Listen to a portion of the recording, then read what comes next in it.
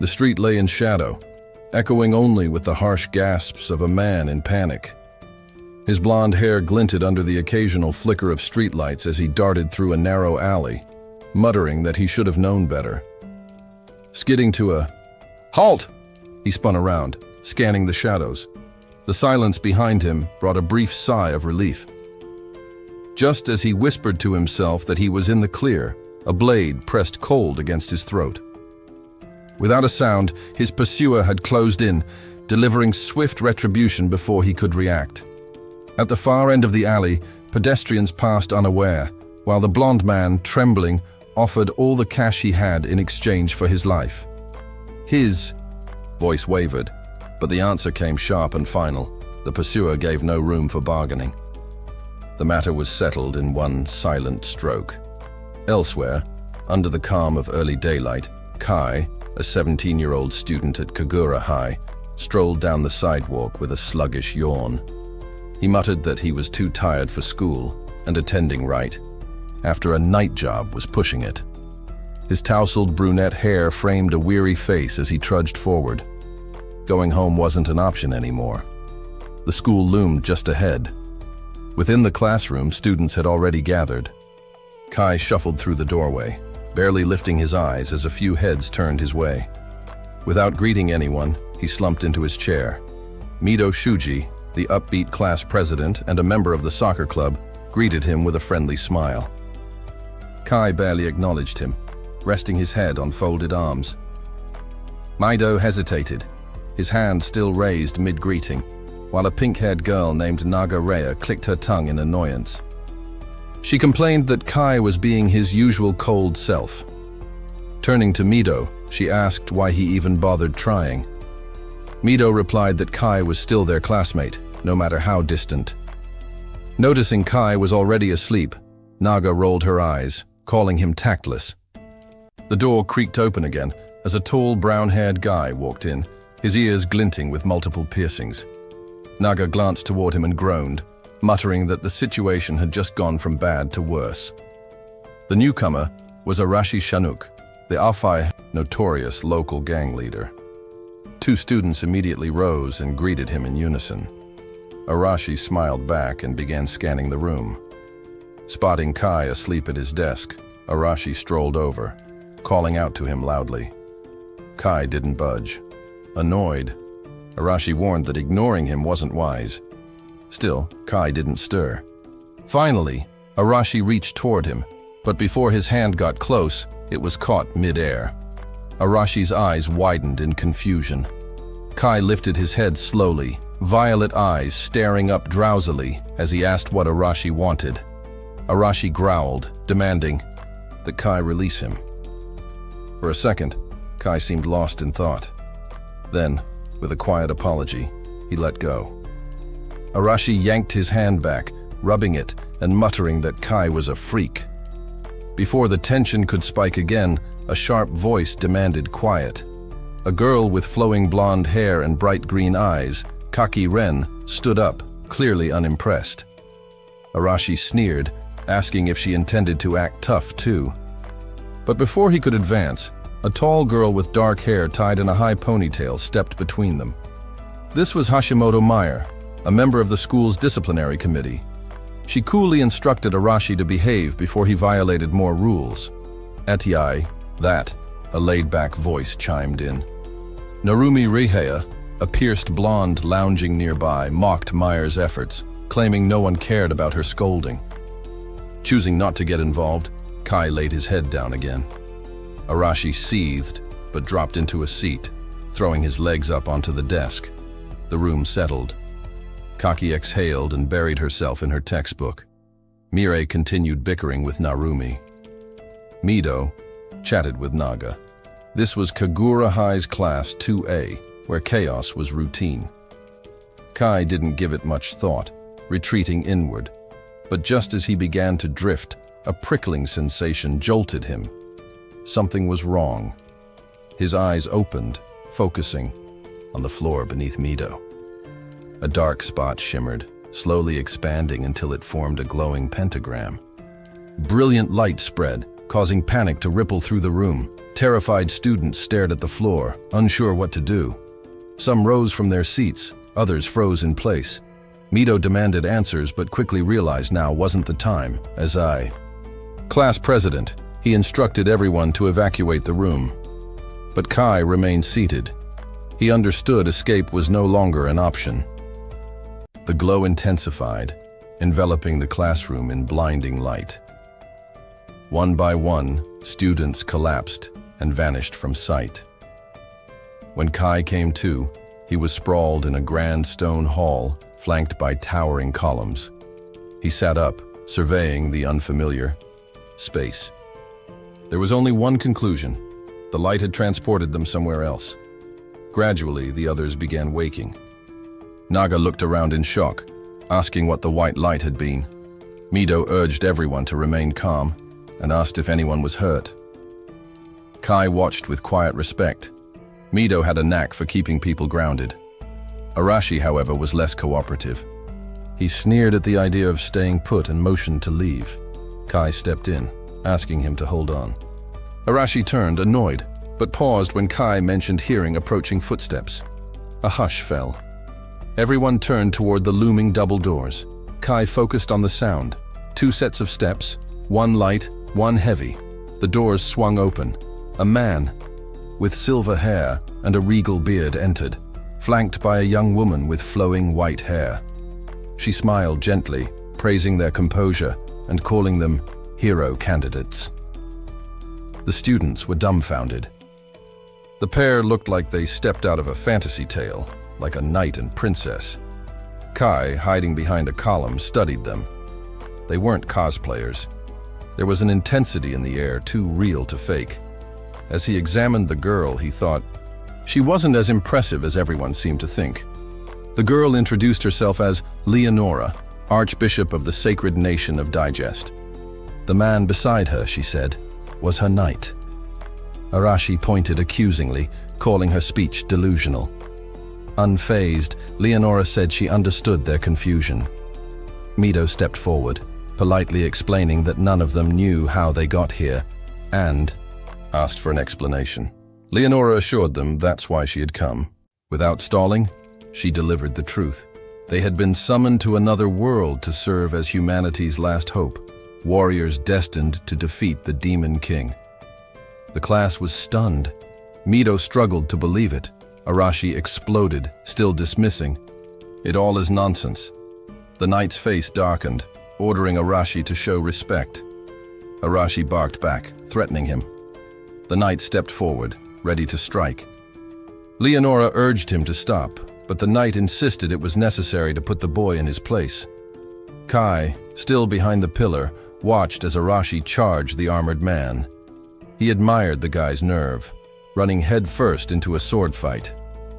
Arashi's mind raced. He'd fought armed thugs before, dodged the first blow, hit low, but the knight was prepared. A sudden flash cut the air. Blood trickled from Arashi's forehead. The knight asked if he was still feeling brave. Silence fell. None of the students had even seen the sword move. Leonora sighed and asked her knight to stand down. She turned back to the stunned students, apologizing for the rough welcome. She promised that no harm would come to them and said she owed them a complete explanation. Every detail would be revealed. But first, she asked for silence. Leonora stood before them, her expression somber as she spoke of a world in ruin. Humanity, she explained, was crumbling under the onslaught of the Demon King's forces. Across the land, countries had fallen, and only their sacred nation of Digest still clung to resistance, but even that resistance was fraying. Despite their desperate efforts, they couldn't completely fend off the invaders. In the shadows cast by a massive stone pillar, Shinjo leaned against the cold surface, half listening. The tale of a demon king threatening humanity? It sounded too familiar, almost cliched. Yet this was no bedtime story. These students, children really, were chosen as candidates for salvation. They were the last hope of an entire world. Midito's voice trembled as he posed a question none wanted. to voice aloud. "You mean we have to fight him?" Narumi scoffed, saying it was impossible. Hashimoto echoed the sentiment, reminding them all that none of them had even been in a fight before. The girl who had spoken earlier turned around, her voice tinged with sorrow. "Not everyone," she said, "was made to endure such a situation." Hashimoto glanced at one of his classmates. She was weeping, pleading to be sent back to her own world. But the knight stepped forward, his tone resolute. He told them plainly, this wasn't a choice. No matter how absurd or cruel it sounded, they had to fight. Defeating the Demon King was the only key to returning home. His words struck the students like a blow. Fear rippled through the group. Doubt, disbelief. Shinjo couldn't tell if the knight was sincere or simply trying to frighten them into compliance. Either way, the logic tracked. If this was real, then preparing for the worst was the only sane option. But how could ordinary kids, used to games and gossip, be expected to kill? Combat wasn't about enthusiasm, it was about training, experience, and a certain cold resilience. Arashi let out a derisive laugh. His expression twisted into a smirk as he took a step forward. "You brought us here to save your world," he said sharply. "But you don't care what we think, do you?" His glare landed squarely on the knight. "You expect us to nod along and obey like good little soldiers?" The tension crackled. Arashi's defiance set him apart. The knight studied him silently. That spark, fury mixed with potential, was dangerous. He was a threat, the kind that couldn't be ignored. The knight reached for his weapon. Before steel could meet air, Leonora stepped between them. Her hand touched Arashi's cheek, a soft glow enveloping him. The wound on his forehead faded, like a bad dream. Her voice carried sorrow. She apologized to the boys, not as a leader, but as someone who shared in their guilt.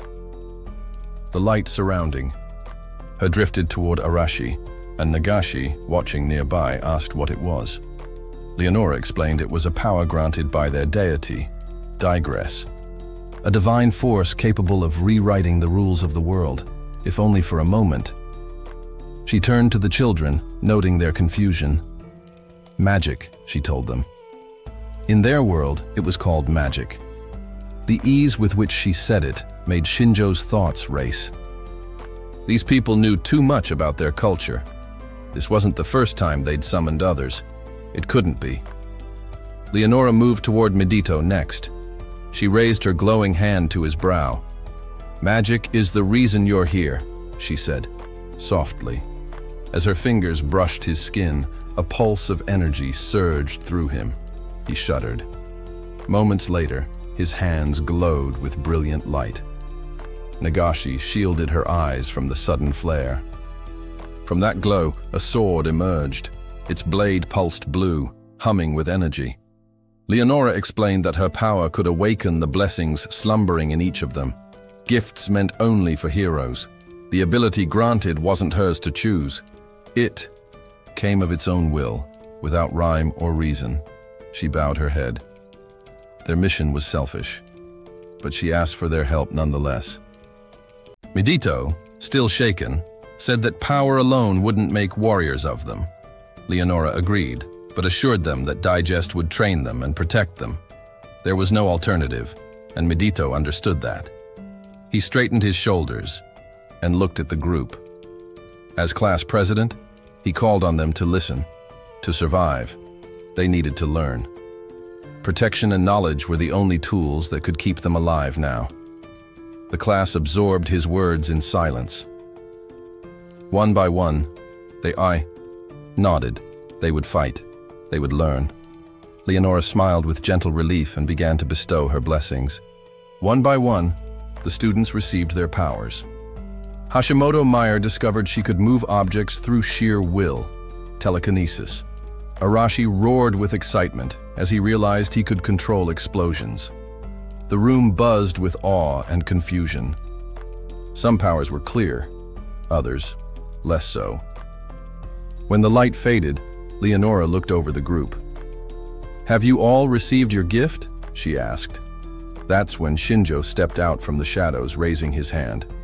"I'm the last," he said. She turned to him and offered a small apology for missing him. Her hand reached out, and as it touched his skin, a storm of lightning flashed behind his eyes. His vision warped. Red light replaced his usual view. As he looked at Leonora, symbols and numbers blinked to life before him. Information about her, her strength, her skills. Confused, she paused, but then realization hit. Shinjo's gift, she said, was analysis, an ability to evaluate a target's capabilities in full. He blinked, digesting this. He turned his gaze to his own hand, and a chart appeared, like something out of a video game. Stats, attributes. He compared them to what he remembered from games. Before he could think further, movement caught his eye. Suddenly, Arashi landed beside him with a crash, his fist slamming into the ground. Flames licked up from the impact site. Shinjo was gone, having already leapt away. A jagged crater marred the floor. Arashi grinned, his hand still steaming with heat. "So," he called, "how's that power working out for you?" The joke followed fast. "He can change eye colors now?" Someone snorted.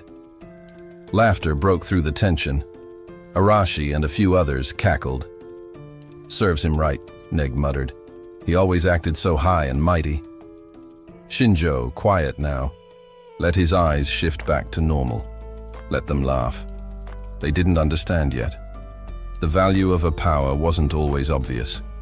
What was granted could just as easily be stripped away. These blessings weren't a promise of victory, only a tool. And unlike the others, Shinjo wasn't just a student, he was a killer for hire. Leonora cut through the rising chatter with calm authority. Her voice echoed with a mixture of patience and firm expectation.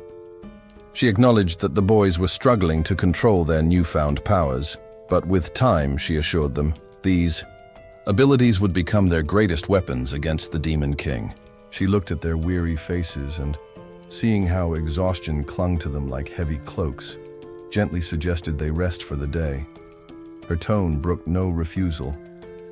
Later, as the sun dipped below the edge of the horizon, the students, now marked as hero candidates, were escorted one by one and assigned private chambers within the ancient compound. Once inside his room, Shinjo stared at the ceiling for only a few minutes before the stillness drove him to action. Without a sound, he slipped out through the window, his curiosity sharper than sleep. Outdoors, the stone corridors were bathed in twilight. From his perch among the shadows, Shinjo observed two guards patrolling and overheard their murmuring. One of them questioned the sudden spike in security. "They brought children," she muttered, eyes scanning the perimeter. "Can they even protect themselves?" The second, more seasoned in tone, reassured her. "It's not up to them. This is sacred work. Our commander knows what she's doing." Hidden beneath a thick tree, Shinjo listened closely, making mental notes. His breath was steady, his presence barely detectable.